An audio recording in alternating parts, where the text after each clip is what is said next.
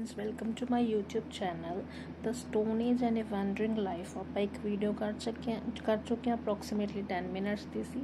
ਨਾ ਆਪਾਂ ਅੱਗੇ ਫਰਦਰ ਇਸੇ ਚੈਪਟਰ ਦੇ ਜੋ ਰਹਿ ਗਿਆ ਇੱਕ ਪਾਰਟ ਉਹ ਅੱਜ ਆਪਾਂ ਕਵਰ ਕਰਾਂਗੇ। ਮੀਨਸ ਅੱਜ ਦੇ ਚੈਪਟਰ ਜਿਹੜਾ ਕੰਪਲੀਟ ਹੋ ਜਾਏਗਾ। ਠੀਕ ਹੈ, ਚਲੋ ਸਟਾਰਟ ਕਰਦੇ ਹਾਂ। ਇੱਥੋਂ ਸਟਾਰਟ ਕਰਦੇ ਹਾਂ। ਮੈਂ ਲਾਈਨ ਬਾਈ ਲਾਈਨ ਐਕਸਪਲੇਨ ਕਰਾਂਗੀ।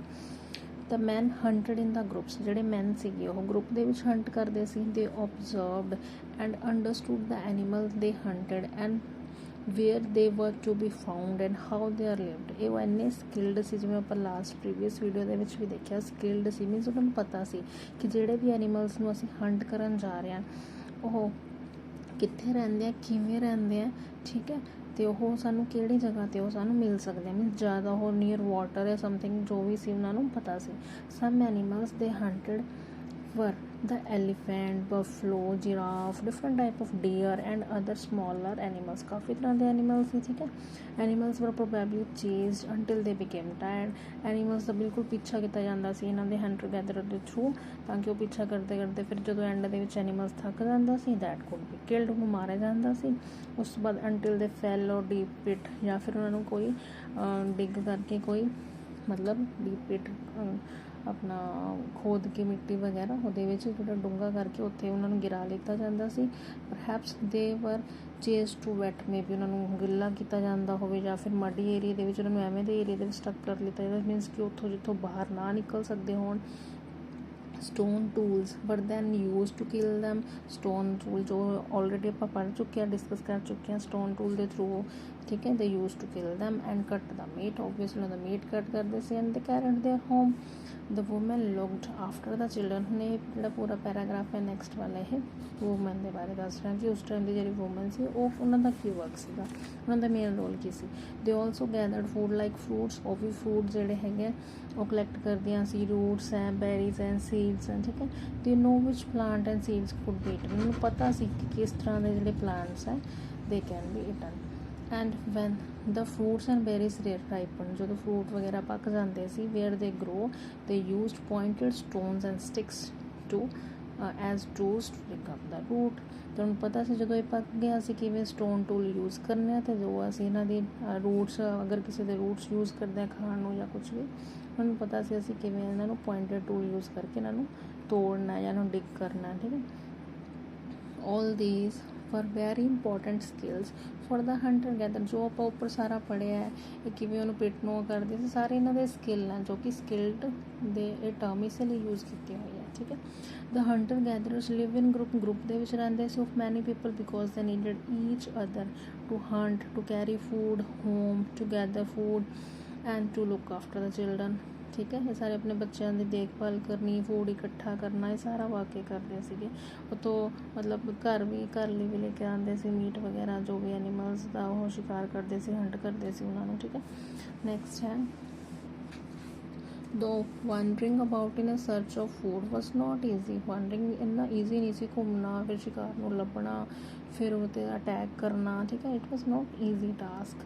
ਦ hunting gathering way of life survived for thousands of years. This is because these people knew how to live. ਇਹ ਲੋਕਾਂ ਨੂੰ ਪਤਾ ਸੀ ਕਿ ਅਸੀਂ ਜੀਣਾ ਕਿਵੇਂ, ਅਸੀਂ ਜ਼ਿੰਦਗੀ ਕਿਵੇਂ ਜੀਣੀ ਹੈ well in our environment, and because ਦੇ ਵਰ ਵੈਰੀ ਸਕਿਲਡ ਐਟ ਦੇ ਡਿਡ। ਇਸ ਕਰਕੇ ਉਹਨਾਂ ਨੂੰ ਕਾਫੀ ਨੌਲੇਜ ਆ ਗਈ ਸੀ ਹੁਣ।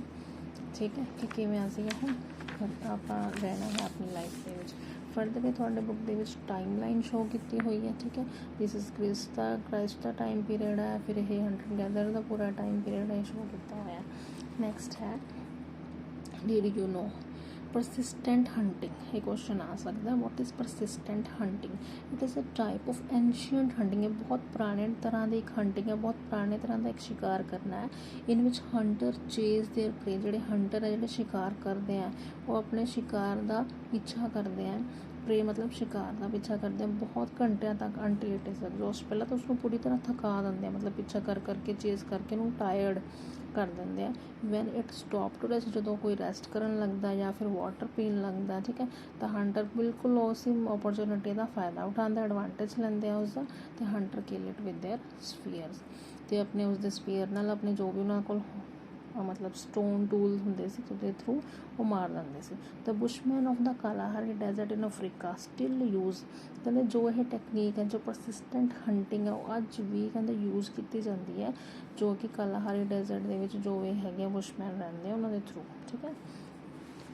ਨੈਕਸਟ ਹੈ ਆਪਣਾ hunter gatherer in India. India ਦੇ ਵਿੱਚ ਕੀ ਸਟੇਟਸ ਹੈ, ਇੰਡੀਆ ਦੇ ਵਿੱਚ ਕੀ ਸਿਚੁਏਸ਼ਨ ਹੈ। Stone tool of early human being have been found in several places in India too. India also has one of the largest collection of a rock painting. India ਦੇ ਵਿੱਚ ਵੀ ਕਾਫੀ rock paintings ਮਿਲਦੇ ਆ ਪੂਰੇ world ਦੀਆਂ। most of these are in cave of Satpura and Vindhya hills in central India. ਇਹ location you have to learn ਕਿ ਕਿੱਥੇ ਜਿਹੜੀਆਂ rock painting ਮਿਲਦੇ ਆ, ਸਤਪੁੜਾ and Vindhya hills। ਠੀਕ ਹੈ। the most famous rock painting are the Bhimbetka in Madhya Pradesh. ਸਭ ਤੋਂ ਇੰਪੋਰਟੈਂਟ ਜਿਹੜੀ rock painting ਹੈ ਉਹ ਭੀਮਬੇਟਕਾ ਮੱਧ ਪ੍ਰਦੇਸ਼ ਦੇ ਵਿੱਚ ਹੈ। what is the capital of the Madhya Pradesh? please comment it, and what as we know we have to know all the capitals of our states। Next करते हैं in the Andaman and Nicobar small group of people still live with the earliest people surviving through only Hunter gathering. मीनस भी हुण भी लोग है कुछ इदा के जो कि ओनली हंटिंग गैदरिंग के थ्रू ही सर्वाइव कर रहे हैं, अपनी जिंदगी जी रहे हैं। Modern influences have change, but हौली हौली जो कि मॉडर्निटी की तरफ चले गए तो अपनी जिंदगी जी हुण चेंज हो रही है उन्होंने। Their numbers have come down a lot. उन्होंने हुण नंबर लास्ट 200 ईयर्स से थोड़ा डाउन आ गया। मीनस कि हुण थोड़ा मॉडर्न हो गया सब कुछ, हुण टाइम चेंज हो गया। It is difficult to say whether these hunter gather will still be there at end of the century. Means ये कहना मुश्किल होएगा कि इस सेंचुरी के एंड दे विच कि सारे हंटर गैदर खत्म हो जाएंगे, तो ये कहना मुश्किल होएगा। ओके। ਹੁਣ ਆਪਾਂ ਡਿਡ ਯੂ ਨੋ ਦਾ ਇੱਕ ਹੋਰ ਹੈਗਾ ਪੈਰਾ, ਉਹ ਦੇਖਦੇ ਹਾਂ। Recent Discovery of stone age tools in West Bengal. ਕੁਛ ਨਾ ਵੈਸਟ ਬੰਗਾਲ ਦੇ ਵਿੱਚ ਡਿਸਕਵਰੀ ਹੋਈ ਹੈ। ਠੀਕ ਹੈ। tells us the stone age people lived here thousands of years ago. stone age people had earlier been discovered in part of Deccan Plateau ਦੇ ਵਿੱਚ ਵੀ ਮਿਲੇ ਹੈ, ਵੈਸਟ ਬੰਗਾਲ ਤੋਂ ਵੀ ਪਤਾ ਲੱਗ ਗਿਆ। ਠੀਕ ਹੈ। ਨੈਕਸਟ ਦੇਖਦੇ ਹਾਂ ਆਪਾਂ। ਨੈਕਸਟ ਚੈਪਟਰ ਆਏਗਾ ਆਪਣਾ ਓਵਰ ਹੋ ਗਿਆ। एंड रिमेंबर कुछ पॉइंट्स है रिमेंबर करने वाले, लर्न कर रखने वाले इंपॉर्टेंट पॉइंट्स हैं। The main source that tell us about the earliest people, their tools, bones and their shelter, cave painting आप पढ़ चुके हैं। ठीक है। The earliest human being were hunter gatherers सीगे, शिकार करते सी। Hunter gatherers live group they which रहंदे सी। Move from place to place in search of food and water, पानी की तलाश दे विच, फूड की तलाश दे विच एक जगह तो दूसरी जगह जाते सी। Hunter gatherers are very skilled, बहुत स्किल्ड होंगे। They had a good understanding of their environment, उन्होंने अपने इन्वायरमेंट की काफ़ी अच्छी अंडरस्टैंडिंग होंगी सी। ठीक है।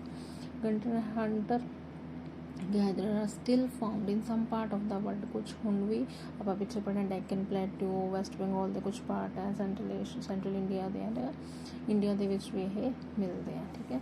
ये वर्ड्स है, ये भी थोड़ा लर्न रखने। Tool anything that you can hold in your hand, कोई भी चीज़ जी कि तुम अपने हैंड के ईजली कंफर्टेबली पकड़ सकते हो, फड़ सकते हो, सच एज ए हैमर और a knife which help to do a piece of work, जिसके थ्रू आप कुछ ना कुछ काम करते हैं। ठीक है। That is called tool. Next है अपना survive. Survive means stay alive, जिंदा रहना। Skilled, able to do something well, कुछ एवें दा अच्छा करना, कुछ अपनी कैपेसिटी होनी, कुछ अपनी एबिलिटी होनी to do something well. Persistent, जिमें आप पिछे पढ़िया persistent. Hunting, continue to try to do something, कुछ ना कुछ करते रहना, कुछ ना कुछ ट्राई करते रहना। Thank you so much and दसो मेरा वीडियो किमें लग गया। ओके। पढ़ते रहो, do study, all the best.